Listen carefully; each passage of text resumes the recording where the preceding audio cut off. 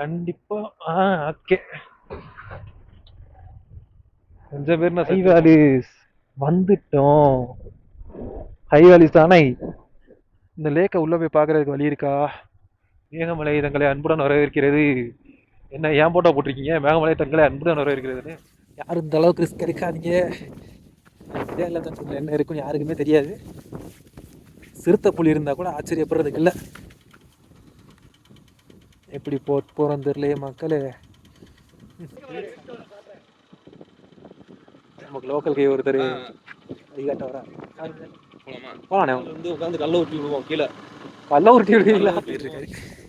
உள்ள வர்றதுக்கு 30 ரூபா டிக்கெட் சார்ஜ்.